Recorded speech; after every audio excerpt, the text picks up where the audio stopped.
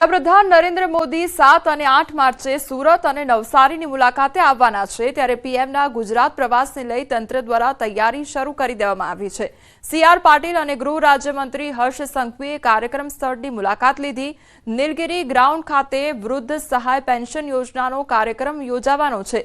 વૃદ્ધ સહાય તેમજ વિધવા સહાય અને દિવ્યાંગ સહાય યોજનાના લાભાર્થીઓને એનએફએસએમાં સમાવેશ કરવાની યોજના ઘડવામાં આવી છે। પીએમ મોદી જ્યારે સુરતના પ્રવાસે હોય ત્યારે રોડ શોનું આયોજન કરવામાં આવે છે અને આ વખતે પણ મોટો રોડ શો યોજાય તેવી શક્યતાઓ સેવાઈ રહી છે। શું રેતાળ પ્રદેશમાં સ્ટ્રોબેરીની ખેતી કરવી શક્ય છે? સાંભળવામાં તમને અજીબ લાગશે પરંતુ આ શક્ય બન્યું છે। મહેનત, નવી ટેકનિક અને સરકારની સહાયથી આ પ્રયાસ સફળ સાબિત થયો છે। હરેશ ઠક્કર નામના ખેડૂત જેમણે 2020માં 1800 સ્ટ્રોબેરી પ્લાન્ટ સાથે ખેતીની શરૂઆત કરી હતી। શરૂઆતી પડકારો છતાં ખેડૂતના સંકલ્પ અને નિષ્ઠા સાથે તમામ મુશ્કેલીઓને પાર કરવામાં આવી। આજે આ ખેડૂતની સ્ટ્રોબેરી ખેતીનો વિસ્તરણ 3 એકરમાં થઈ ચૂક્યો છે અને દરેક એકરમાં 30,000 પ્લાન્ટ ઉગાડવામાં આવે છે। ટપક સિંચાઈ અને ઓર્ગેનિક ખાતરથી ઉત્તમ ગુણવત્તાની સ્ટ્રોબેરી ઉત્પાદન થાય છે। આ સફળતા માટે રેલડીના ખેડૂતને રાજ્ય સરકાર દ્વારા સરદાર પટેલ એવોર્ડથી નવાજવામાં આવ્યા છે। આ એવોર્ડ મળવો માત્ર ખેડૂત માટે જ નહીં પરંતુ કચ્છના કૃષિ ક્ષેત્ર માટે પણ ગૌરવની બાબત છે। પહેલા વર્ષે 2020માં જ્યારે સ્ટ્રોબેરી વાવી ત્યારે એકવાર મન કી બાતમાં ચલાવી કે મારો ખેડૂત કચ્છ જેવા મુલકમાં રેતાળ પ્રદેશમાં સ્ટ્રોબેરી ઉગાડે છે અને લોકોને આપે છે। એટલે અમારી હિંમત ઓર બળી। જ્યારે પહેલા વર્ષે અમે 1 એકરમાં વાવી 18,000 પ્લાન્ટ વાવ્યા। આ ટેકનોલોજીનો અને સરકારનો સાથ હોવાથી અત્યારે પર એકરમાં અમે 30,000 પ્લાન્ટ વાવીએ છીએ અને આ સ્ટ્રોબેરી આ વર્ષે અમે 7 એકરમાં વાવી છે। શું છે કે એને હાર્વેસ્ટિંગમાં ઘણું ટાઈમ આવે છે, નહીં તો હું 50 એકરમાં વાવી નાખું છું। અખિલ ભારતીય રાષ્ટ્રીય કિસાન સંઘ દ્વારા વિશાળ રેલીનું આયોજન કરવામાં આવ્યું છે। વિવિધ રાજ્યોના હજારો ખેડૂતોએ 300 જેટલા ટ્રેક્ટરમાં બેસી રેલી યોજી હતી। બનાસકાંઠાની દાંતીવાડા કૃષિ યુનિવર્સિટીથી પાલનપુર સુધીની 30 કિલોમીટર લાંબી રેલી યોજવામાં આવી। અખિલ ભારતીય કિસાન સંઘ દ્વારા ત્રિદિવસીય પ્રાકૃતિક કૃષિ તાલીમ અને અખિલ ભારતીય કૃષિ અધિવેશન 2025નો પ્રારંભ કરવામાં આવ્યો। સૂત્રોચ્ચાર તેમજ બેનરો દ્વારા લોકો પ્રાકૃતિક ખેતી તરફ વળે તે માટે જનજાગૃતિ ફેલાવી હતી તેમજ સરકાર પ્રાકૃતિક ખેતી માટે મદદ કરે તેવી માંગ પણ કરી હતી। દાંતીવાડા યુનિવર્સિટી દ્વારા ખેડૂતો માટે 25 જેટલા કૃષિને લગતા સ્ટોલ ઊભા કરવામાં આવ્યા હતા।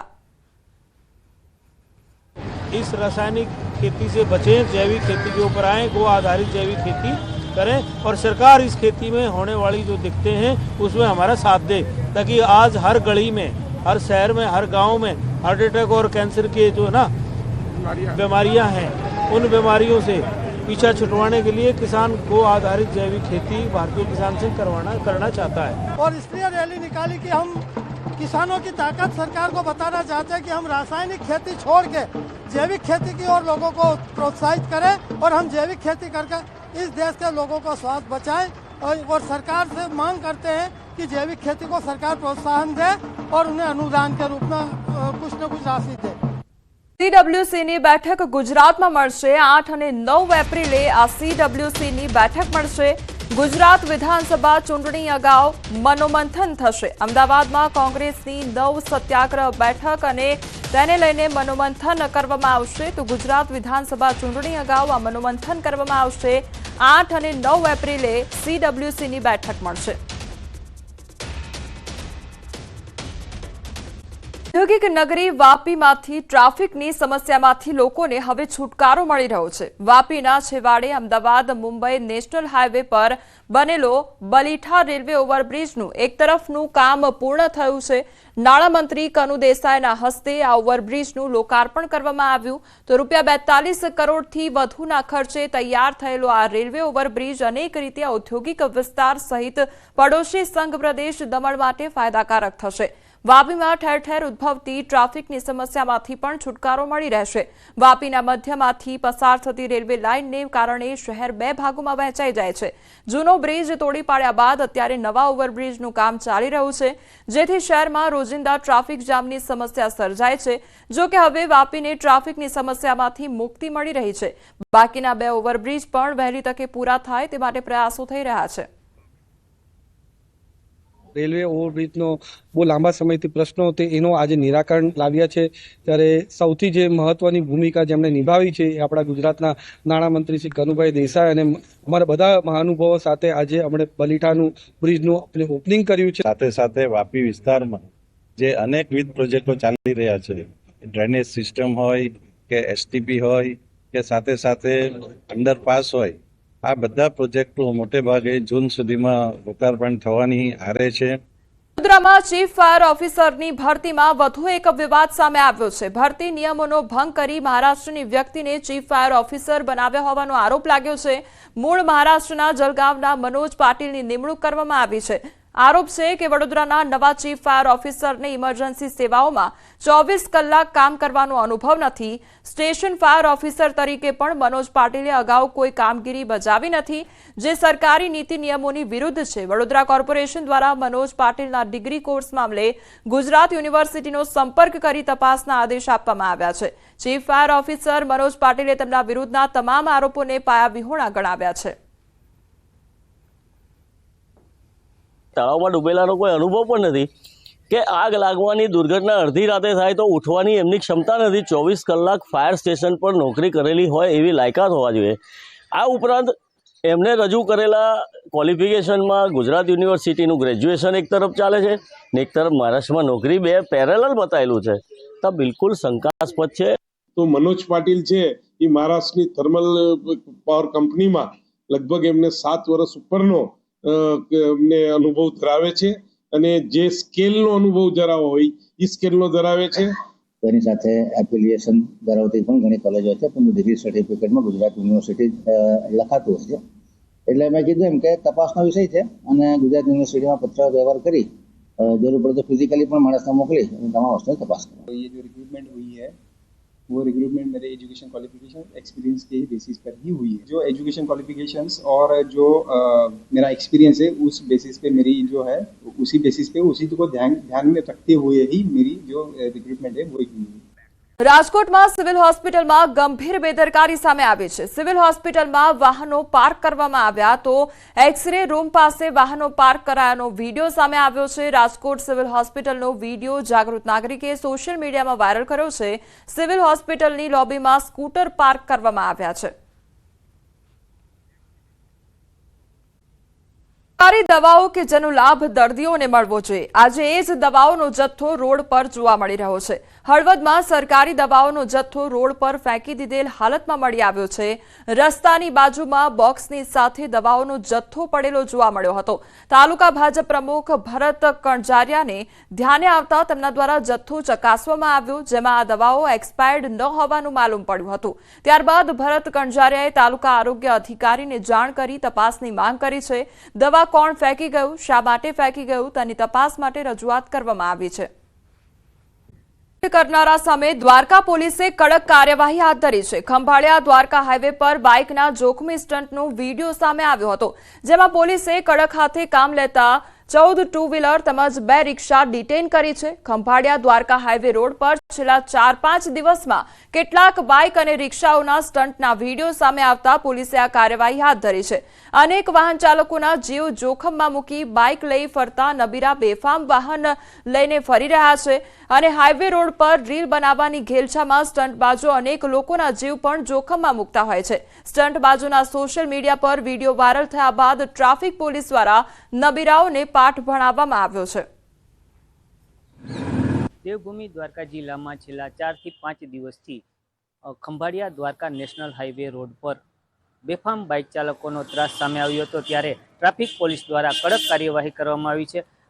14 જેટલા ટુ વ્હીલ અને 2 જેટલા રિક્ષા, આ તમામ વાહનો છે તેને ડિટેન કરવામાં આવ્યા છે. 14 ટુ વ્હીલ વાહનો અને 2 રિક્ષા ટ્રાફિક પોલીસના ઇન્સ્પેક્ટર જે સોલંકી મેડમ છે તેના દ્વારા કાર્યવાહી કરવામાં આવી છે. દ્વારકા હાઈવે રોડ ઉપર છેલ્લા કેટલાક દિવસથી જે જોખમી બાઇકના સ્ટન્ટના વિડીયો પણ સામે આવ્યા હતા, ત્યારે ટ્રાફિક પોલીસ દ્વારા કડક કાર્યવાહી કરવામાં આવી હતી અને તમામ વાહનો છે તે ખંભાળિયા પોલીસ સ્ટેશન ખાતે લાવવામાં આવ્યા છે. જોખમી બાઇકના સ્ટન્ટના વિડીયો વાયરલ થતાં જ પોલીસની કડક કાર્યવાહીના કારણે બાઇક સ્ટન્ટોમાં પણ ફફડાટ બોલ્યો છે, ત્યારે પોલીસ દ્વારા કડક કાર્યવાહી કરવામાં આવી છે અને અત્યાર સુધીમાં 14 ટુ વ્હીલ અને 2 રિક્ષાને પોલીસે ડિટેન કરી કડક કાર્યવાહી હાથ ધરી છે.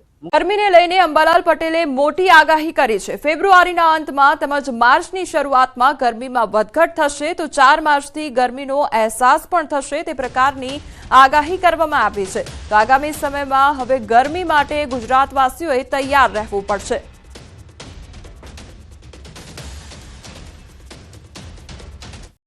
ફેબ્રુઆરીના અંતમાં અને માર્ચની શરૂઆતમાં થોડી કંઈક અંશે ગરમી વધતી જશે, પરંતુ માર્ચમાં એક બીજો પશ્ચિમ વિક્ષોભ આપતા માર્ચના પ્રથમ સપ્તાહમાં પણ ગરમીમાં વધઘટ જશે. તારીખ 4 માર્ચથી ગરમી વધશે.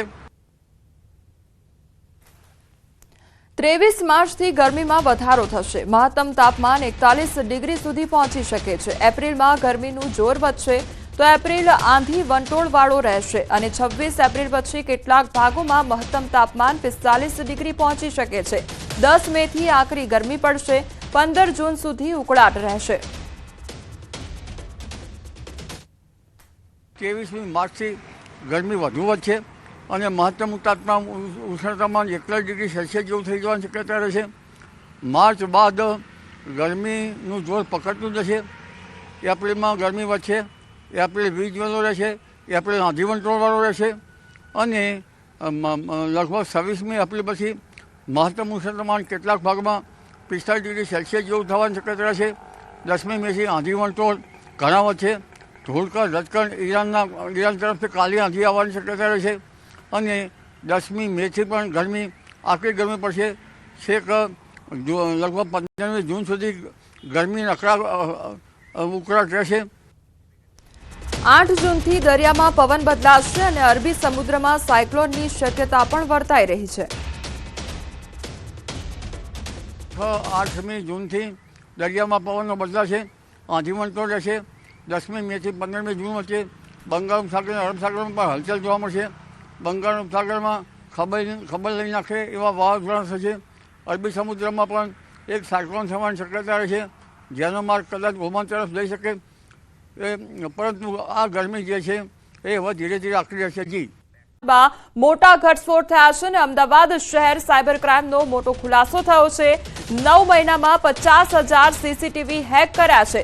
સ્કૂલ, ફેક્ટરી, બેડરૂમના પણ સીસીટીવી હેક કરવામાં આવ્યા છે. બધા આરોપીઓની ટેલિગ્રામ મારફતે મુલાકાત થઈ હતી. વધુ એક ચેનલ મળી અને બાંગ્લાદેશથી ઓપરેટ થઈ હતી. બધા સીસીટીવી હેક કરવા પ્રયત્ન કરતા પણ જે સીસીટીવીનું વીક પોઈન્ટ મળી જાય તે હેક કરી લેતા હતા. તો હોસ્પિટલ અને બેડરૂમના સીસીટીવીની ડિમાન્ડ હતી અને જે હેક કરવાનો પ્રયત્ન કરવામાં આવતો હતો. पिछले 8-9 महीने में 50,000 से ज़्यादा सीसीटीवी हैक करे हैं और ये लोग ये सीसीटीवी की फुटेज हैक करके फिर अपने एक और मित्र है जो रोहित सिसोदिया करके है, दिल्ली का रहवासी है, उसको ये लोग भेजते थे और उसमें से अच्छे वीडियोस बना के जो कंटेंट सेल हो सके वैसे वीडियोस बना के टेलीग्राम चैनल पे ये लोग रखते थे. और जो सीसीटीवी फुटेजेस हैं उन्होंने ना सिर्फ हॉस्पिटल के लेकिन ऑफिसेज के, स्कूल, कॉलेजेस, काम की जगह हैं, कॉरपोरेट ऑफिसेज हैं, इन सब के फुटेजेस को हैक करके इन्होंने वीडियोस लिए हैं. इसमें जैसे परित धमेलिया और रायन है, ये दोनों हैकर्स थे. इनके साथ एक रोहित है जो अभी वांटेड है, उसके लिए भी हमारे प्रयास चालू है. ये तीनों हैकिंग का काम करते थे और वीडियो फुटेजेस लेने का काम करते थे. फिर रायन प्रांजल तेली के संपर्क में था जो पहले पकड़ा गया है महाराष्ट्र से, और ये वीडियोस फिर वो उसको सप्लाई करता था और वो अपने टेलीग्राम चैनल पे इन वीडियोस को सेल करता था. इसमें तपास के दरमियान ये एक और हमें सोशल मीडिया का इंस्टाग्राम आईडी मिला है जिसमें ये हॉस्पिटल के वीडियोस आए हैं और अन्य हॉस्पिटल का भी वीडियो आया है, लेकिन राजकोट के हॉस्पिटल का भी वीडियो उस इंस्टाग्राम आईडी पे आया है. उसकी आगे जांच करते हुए ये आया हुआ है ध्यान पे कि ये वीडियो बांग्लादेश के इंस्टाग्राम आईडी के होल्डर पे है और जो नंबर रजिस्टर्ड है वो भी बांग्लादेश का है, जिससे हम ये कह सकते हैं कि इनका जो व्यापार है और सेल है टेलीग्राम के माध्यम से इंडिया के बाहर भी ये लोग ये वीडियोस बेच रहे थे.